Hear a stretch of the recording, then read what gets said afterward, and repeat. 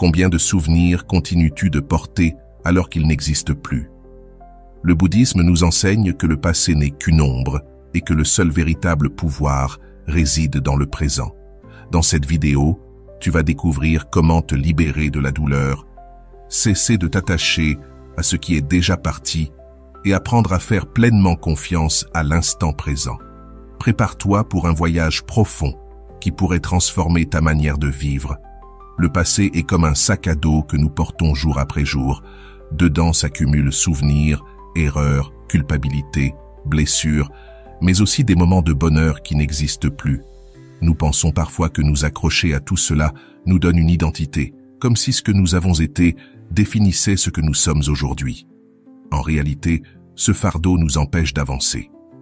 Beaucoup de gens restent prisonniers d'un cycle de pensée tournant autour de ce qui s'est passé, de ce qu'ils ont perdu ou de ce qu'ils auraient voulu changer. Ce réflexe, bien qu'il paraisse naturel, est l'une des principales sources de souffrance humaine. Le bouddhisme nous invite à regarder en face cette mochila invisible qui nous limite tant.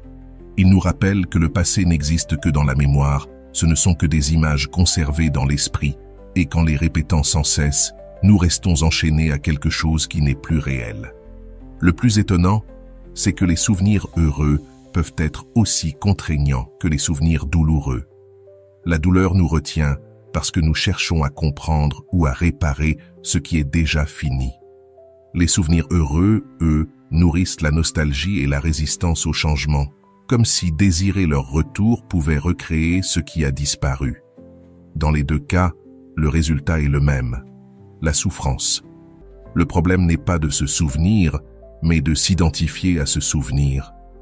Si je crois être la somme de mes erreurs, je me condamne à vivre dans la culpabilité. Si je crois être la personne que j'étais autrefois, je vis dans une perte constante. Le passé est une information, une expérience, un apprentissage, mais il ne doit pas devenir une prison. Pourtant, la plupart d'entre nous en font une cage invisible, renforcée chaque fois que notre esprit retourne en arrière. Selon le bouddhisme, ce qui nous empêche de lâcher le passé, c'est l'attachement. Nous nous accrochons à des personnes, des situations ou des moments qui se sont déjà transformés. Nous voulons que la vie reste figée dans un instant que nous avons aimé ou qu'elle efface un instant qui nous a blessés. Cette lutte contre ce qui est déjà arrivé est vaine. Aucun effort humain ne peut changer ce qui est passé. Avant de continuer, si tu n'es pas encore abonné à ma chaîne YouTube, je t'invite à le faire dès maintenant. En t'abonnant, tu seras informé de toutes mes nouvelles vidéos, ce qui te permettra de ne rien manquer de contenu précieux. Ce que nous pouvons changer, c'est notre relation à ces souvenirs. Nous pouvons apprendre à les regarder sans nous y identifier et à libérer l'espace intérieur qu'ils occupent. Imagine un instant marcher sans ce sac sur les épaules. Comment serait ta vie si, chaque matin, tu ne pensais plus d'abord à ce que tu as perdu, à ce qu'on t'a fait ou à ce que tu regrettes d'avoir fait? Comment serait ton quotidien sans nostalgie, sans culpabilité, sans rancune? Cette légèreté est possible. Elle ne dépend pas de la disparition du passé, mais de ta décision d'arrêter de le porter. Le bouddhisme enseigne que la souffrance ne vient pas de ce qui s'est passé, mais de la manière dont nous nous y accrochons. Lâcher prise ne signifie pas oublier ni nier. Cela veut dire regarder en arrière avec compassion, remercier le passé pour ce qu'il t'a appris et reconnaître qu'il ne t'appartient plus. Lâcher, c'est faire de la place pour le nouveau, permettre à la vie de suivre son cours et faire confiance au présent. Reconnaître que le passé pèse sur nous est le premier pas vers la libération. Seul en le relâchant, on découvre la force du moment présent. L'attachement et la souffrance selon le bouddhisme. Le bouddhisme nous enseigne une vérité simple mais puissante. La souffrance ne vient pas de ce qui nous arrive, mais de la manière dont nous nous y accrochons. Au centre de tout cela se trouve l'attachement. S'attacher à des personnes, des expériences, des objets ou des souvenirs est la racine de notre douleur. Lorsque nous voulons que quelque chose reste toujours identique, nous luttons contre la nature même de la vie. Tout change, tout coule, rien ne s'arrête. Pourtant, l'esprit humain s'accroche. Nous nous attachons à ceux que nous aimons, de peur de les perdre. Nous nous attachons à nos réussites, de peur qu'elles ne se répètent pas. Nous nous attachons même à nos blessures car elles nous définissent. Cet attachement transforme le changement, chose naturelle, en une source de souffrance. Le Bouddha a enseigné que l'attachement naît de l'ignorance. Nous croyons qu'il y a quelque chose de stable dans ce à quoi nous nous accrochons. En refusant d'accepter l'impermanence, nous créons la douleur. Ce n'est pas le souvenir qui blesse, mais l'attachement à ce souvenir. Ce n'est pas la perte qui détruit, mais la résistance à l'accepter. Imagine une corde que tu tiens trop fort. Plus tu serres, plus elle te fait mal à la main. Ce n'est pas la corde qui change, c'est ta tension. De la même manière, plus tu refuses de lâcher le passé, plus il te fait souffrir. Le désir de contrôle est aussi une forme d'attachement. Nous voulons que la vie suive nos plans, que les gens agissent selon nos attentes, que le passé ait été différent. Mais la réalité ne dépend pas de notre volonté. Plus nous résistons à cette vérité, plus la souffrance grandit. Le bouddhisme ne nous demande pas de tout abandonner, mais d'apprendre à aimer sans posséder, à profiter sans retenir, à nous souvenir sans revivre. C'est cela, la véritable liberté. L'attachement au passé est une illusion. On croit que le lâcher serait une trahison envers notre histoire ou nos émotions. En vérité, c'est un acte d'amour envers soi-même. Lâcher ne veut pas dire nier l'importance du passé, mais reconnaître qu'il a déjà rempli son rôle. Tant que nous restons enfermés dans ces traces, nous oublions de vivre le présent. Et paradoxalement, plus nous lâchons, plus nous sommes capables d'aimer avec authenticité, sans peur de perdre. L'attachement est la racine de la souffrance. Le relâcher ne nous appauvrit pas, il nous enrichit. Il nous ouvre à la liberté intérieure et à la légèreté d'un esprit libéré de ce qui n'est plus. La leçon de l'impermanence. S'il est une vérité fondamentale du bouddhisme, c'est celle de l'impermanence. Tout change. Les gens, les lieux, les émotions, nous-mêmes. La vie est un mouvement constant. Le problème naît lorsque nous oublions cette réalité et que nous voulons figer ce qui est par nature changeant. Nous voulons qu'une relation ne change jamais, qu'un succès dure toujours, qu'une période heureuse reste éternelle. Et lorsque l'inévitable survient quand les choses évoluent, nous souffrons, car notre esprit attendait la stabilité dans un monde mouvant. Mais l'impermanence n'est pas un châtiment, elle est la condition même de la vie. Sans changement, il n'y aurait ni croissance, ni apprentissage. Chaque instant meurt pour laisser naître le suivant. C'est cette danse entre apparition et disparition qui rend la vie si belle. Le refus de l'impermanence est au cœur de notre attachement au passé. Nous voulons que ce qui nous a rendus heureux reste figé et que ce qui nous a blessés disparaisse. Pourtant, tout suit la même loi. Tout naît et tout s'éteint. Regarde les saisons. Aucune ne dure éternellement, mais chacune a son rôle. Si nous essayons de retenir l'été ou d'éviter l'hiver, nous détruirons l'équilibre du cycle. Il en est de même pour notre vie. Chaque étape arrive et repart. L'accepter, ce n'est pas se résigner, c'est accueillir la beauté de ce qui est. Quand tu comprends que rien n'est éternel, tu apprends à savourer chaque instant. Un sourire, une conversation, un silence, un moment de paix. Cette conscience ne rend pas triste, elle rend reconnaissant. Celui qui comprend profondément l'impermanence vit plus librement. Il ne s'accroche plus à ce qui est parti, car il sait que c'était une étape nécessaire. Il ne craint plus l'avenir, car il sait qu'il se transformera aussi. L'impermanence t'invite à faire confiance au flux de la vie. Le passé cesse d'être une charge quand tu acceptes qu'il n'a jamais été fait pour durer. C'était une saison de ton chemin, précieuse en son temps, mais désormais terminée. À toi, maintenant, d'honorer ce passé avec gratitude et d'avancer, léger, vers le présent. L'impermanence n'est pas l'ennemi du bonheur, elle en est la racine. Car ce n'est que lorsque nous comprenons que rien ne dure pour toujours que nous apprenons à aimer avec plus d'intensité, à lâcher prise avec plus de facilité et à vivre avec une présence véritable. La leçon de l'impermanence. Le moment présent est le seul qui soit réel. Une des plus profondes leçons du bouddhisme est que le passé n'existe plus, il ne vit que dans notre mémoire, et que le futur n'existe pas encore, il n'est qu'imaginaire. Pourtant, la majorité des gens passent leur vie coincés entre ce qui fut et ce qui pourrait être. oubliant ce qui est vivant, ici et maintenant. Quand nous nous accrochons au passé, nous ne revivons pas réellement ce moment puisqu'il est révolu. Ce que nous expérimentons n'est qu'un souvenir, une image mentale qui réveille des émotions comme si tout se reproduisait. Le futur agit de la même façon. Ce sont des scénarios créés par notre imagination qui suscitent peur, anxiété ou illusion. Dans les deux cas, nous sommes absents de la réalité immédiate. Le présent, en revanche, est le seul lieu où la vie se manifeste. Chaque respiration, chaque sensation, chaque son existe maintenant. Et pourtant, distraits par notre esprit qui vagabonde dans le passé ou le futur, nous manquons souvent l'expérience directe de la vie. Le bouddhisme enseigne que le bonheur et la liberté ne peuvent se trouver que dans le présent. Cela ne veut pas dire qu'il faut effacer le passé ou cesser de planifier l'avenir, mais simplement qu'on ne peut pas y vivre. Le passé peut être un maître, le futur un projet, mais la vie se déroule dans cet instant.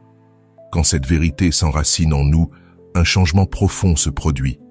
Nous commençons à vivre avec une conscience accrue de ce qui se passe maintenant. La nourriture a plus de saveur, les conversations plus de profondeur, les détails les plus simples prennent de la valeur. Nous ne sommes plus ailleurs avec notre esprit, nous sommes ici. Le présent est aussi le seul lieu où nous pouvons agir.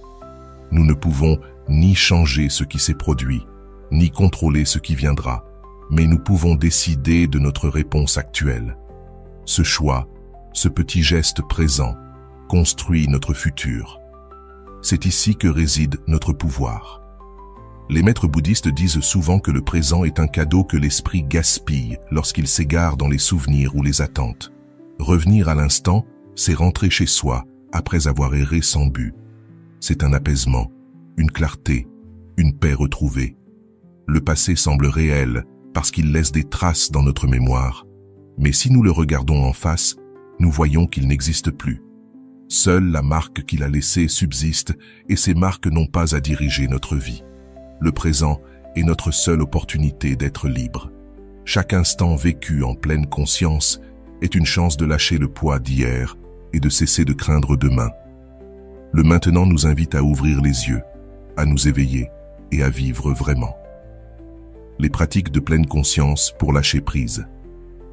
Savoir que le passé n'existe plus et que seul le présent est réel est une révélation puissante, mais insuffisante si elle reste intellectuelle. L'esprit a l'habitude de revenir sans cesse aux souvenirs, de s'accrocher à ce qui n'est plus. Pour véritablement lâcher, il faut entraîner la conscience, et c'est là que le bouddhisme offre ses outils, la pleine conscience.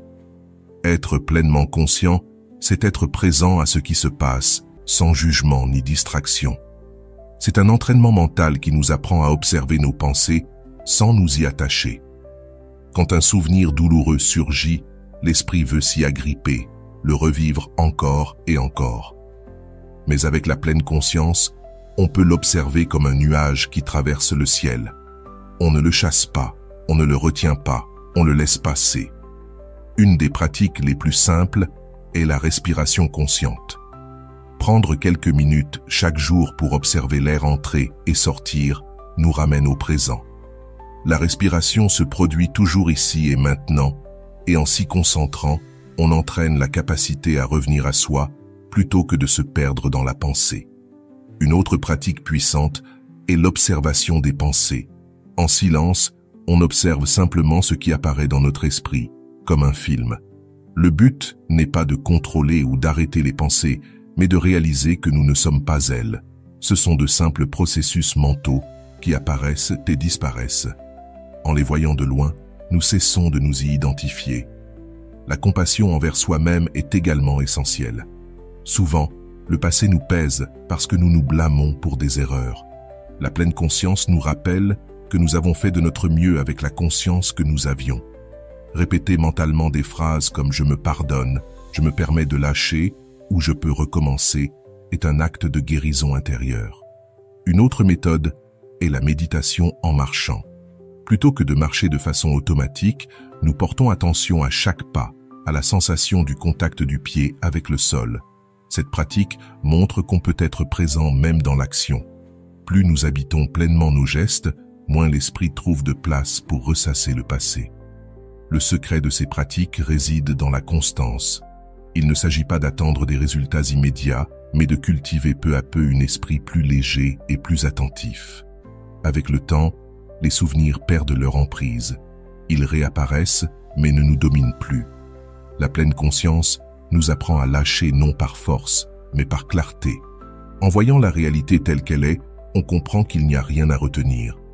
Et dans ce retour au présent, on découvre la liberté intérieure que l'on cherchait depuis toujours. La confiance comme chemin vers la liberté intérieure. Le plus grand défi pour lâcher le passé n'est pas seulement d'accepter qu'il soit terminé, mais d'oser faire confiance. Confiance dans le présent, dans ce qui vient, et en notre propre capacité à avancer. Lâcher prise demande un saut de foi.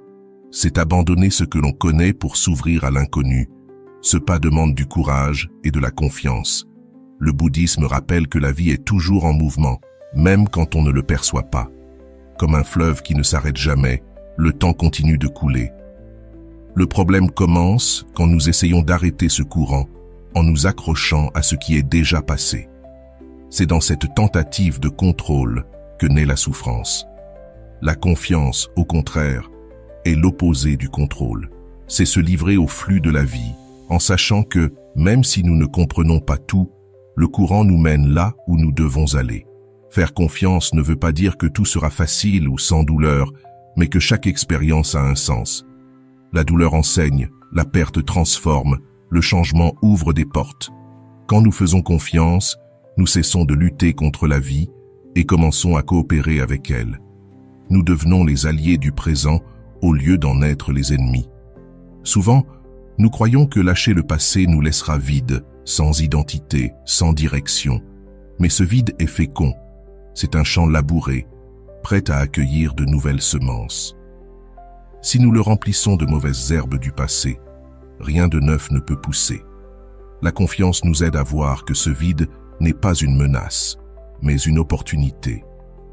Faire confiance au présent, c'est aussi faire confiance à soi. Chaque expérience, même douloureuse, nous a donné des outils. Chaque chute renforce, chaque erreur enseigne, chaque perte élargit notre regard. Le présent n'arrive jamais seul. Il apporte toute la sagesse de notre chemin. Avoir confiance, c'est se rappeler que nous avons déjà en nous ce qu'il faut pour traverser tout ce qui vient. Le bouddhisme parle souvent de l'interdépendance, cette toile invisible qui relie tout ce qui existe. Rien n'est isolé, tout est lié. Lorsque nous faisons confiance au présent, nous faisons confiance à cette toile. Nous comprenons que nous ne sommes jamais seuls. Chaque pas que nous faisons est soutenu par la vie, la nature, les autres, et même les rencontres dites hasard. Tout fait partie d'un tissu plus vaste qui nous porte. Cette confiance nous libère de la peur de l'avenir. Quand on accepte que la vie soit changement et qu'on en fasse partie, on n'a plus besoin de tout anticiper. On n'a plus besoin d'avoir toutes les réponses ni tous les plans. On peut marcher, pas à pas, en confiance, sachant que chaque instant apporte ce dont nous avons besoin. C'est un basculement profond. On passe du besoin de contrôler le chemin à la capacité de le vivre pleinement. Lâcher le passé sans confiance, c'est sauter dans le vide sans filet. Mais lâcher avec confiance, c'est apprendre à voler. Le pouvoir de la confiance et de la présence. La différence réside dans la façon dont nous regardons l'inconnu, et cette vision se cultive avec la pratique. Chaque fois que nous choisissons d'être présents, que nous respirons et que nous nous laissons porter par l'instant, nous renforçons cette confiance intérieure. Souvent, la confiance est confondue avec la passivité, comme si faire confiance signifiait ne rien faire. Mais ce n'est pas le cas. Faire confiance, c'est agir depuis la sérénité, sans la tension de la peur. C'est prendre des décisions avec clarté, sans anxiété. C'est avancer pas à pas, même sans voir le chemin tout entier, parce que nous savons que le prochain pas apparaîtra toujours. Imagine une nuit très sombre, où tu marches avec une lanterne. Tu ne vois pas tout le chemin, mais la lumière éclaire toujours ce qui est juste devant toi. C'est cela, la véritable confiance. Ne pas tout savoir, mais être prêt à avancer. La vie éclaire toujours la suite du voyage. Le passé nous pèse, parce qu'il nous donne l'illusion de la certitude. Nous le connaissons, même s'il nous fait souffrir. Le présent et le futur, eux, semblent incertains et nous effraient. Pourtant, en cultivant la confiance, nous découvrons que dans cette incertitude se cache une immense liberté. Le présent est un espace ouvert où tout est possible et c'est bien plus puissant que n'importe quel souvenir. La confiance n'efface pas les problèmes, mais elle transforme la manière dont nous les affrontons. Nous ne réagissons plus avec désespoir, mais avec calme. Nous cessons de nous sentir victimes de la vie, pour devenir des acteurs conscients d'un processus plus vaste. Et c'est dans cette attitude que se trouve l'une des plus grandes sources de paix intérieure. Lâcher le passé et faire confiance au présent, c'est en réalité une seule et même chose. Car c'est seulement quand on fait confiance qu'on peut lâcher prise, et seulement quand on lâche prise qu'on peut vraiment faire confiance. C'est un cercle vertueux qui nous conduit peu à peu vers la liberté intérieure. Vivre. Chaque jour dans la présence. Vivre dans la présence n'est pas qu'une belle idée. C'est une manière de transformer radicalement la façon dont nous vivons notre existence. Nous avons tous la capacité de vivre dans l'instant, mais l'esprit nous tire sans cesse vers deux directions, les souvenirs du passé et les projections du futur. La présence est la pratique qui nous ramène au seul endroit où la vie existe, l'instant présent. Le premier pas consiste à reconnaître à quel point nous sommes souvent absents. Nous mangeons en regardant nos téléphones. Nous marchons en pensant à ce que nous devons faire. Nous travaillons en ressassant le passé ou en nous inquiétant de l'avenir. Nous ne sommes presque jamais vraiment là. Et cette déconnexion a un prix. Nous passons à côté de la vie elle-même. Le bouddhisme nous enseigne que cultiver la présence n'est pas une destination lointaine, mais un entraînement quotidien. Il ne s'agit pas d'être attentif 24 heures sur 24, mais de revenir encore et encore à l'instant présent. Chaque retour, même pour quelques secondes, renforce ce muscle intérieur qui nous maintient éveillés à la vie. Une façon simple de pratiquer est de commencer la journée par un rituel conscient. Respirer profondément, ressentir son corps, remercier pour le nouveau jour. Cette simple pause change tout, car elle nous rappelle que chaque matin est une occasion fraîche de vivre pleinement. Petit rituel de pleine conscience. Nous pouvons aussi cultiver la présence dans les gestes les plus simples. Manger avec attention, savourer chaque goût, chaque texture, chaque odeur. Cela nous relie à l'instant et nous aide à vivre une relation plus saine avec la nourriture. Sous la douche, sentir l'eau glisser sur la peau. En marchant, remarquer le contact des pieds avec le sol. Quand quelqu'un nous parle, l'écouter vraiment, sans préparer notre réponse. Ces moments ordinaires deviennent extraordinaires lorsqu'on y est totalement présent. Vivre dans la présence ne signifie pas ignorer le passé ou cesser de planifier l'avenir, mais ne plus s'y perdre. Planifier peut être utile, se souvenir peut être précieux tant qu'on reste ancré dans le présent. Le plus grand défi est de rester présent dans les moments difficiles. Quand surgit un problème, l'esprit cherche à fuir dans la peur du futur ou dans les erreurs du passé. Mais la seule façon de résoudre une situation est ici, maintenant. Respirer, observer, s'arrêter avant de réagir. C'est là que la clarté émerge.